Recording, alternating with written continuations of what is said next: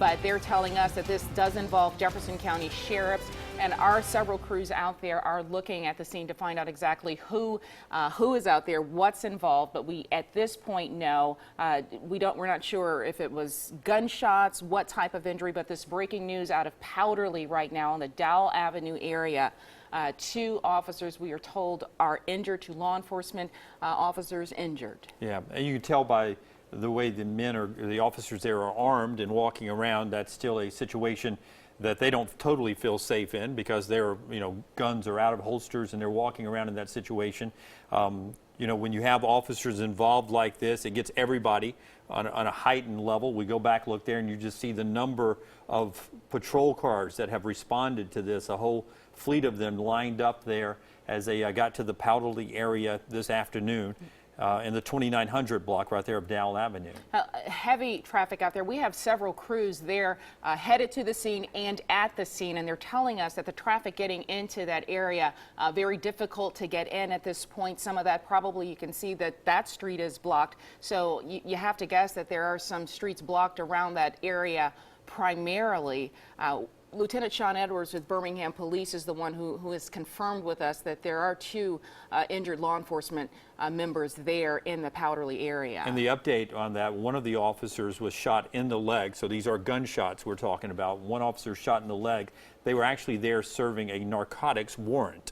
And while issuing that warrant, delivering that warrant, they encountered some gunfire. One of the officers shot in the leg. And that's one of the injuries. No update on how the second officer was injured at this hour.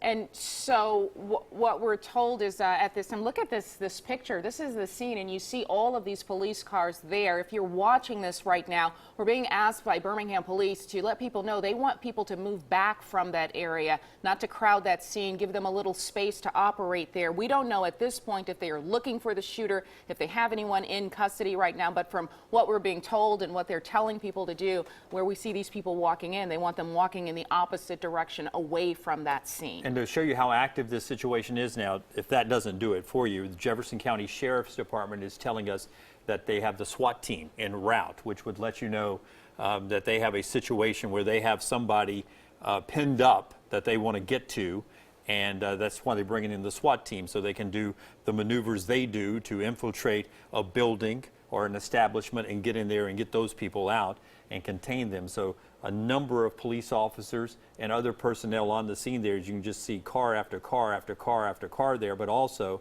you now have the SWAT team en route, and that sort of takes it to a different level. Want to update you on some breaking news happening if you're just tuning in. Just after 6 o'clock, we got word in our breaking newsroom that there was a situation in the Powderly area. We have since learned that at least 1 officer has been shot in the leg. We were told there were 2 officers injured, a warrant being served. Normally, the county sheriff's office serves those warrants, so the multiple agencies on the scene certainly would suggest that that's the case. And right now, they're telling people to back out of that area.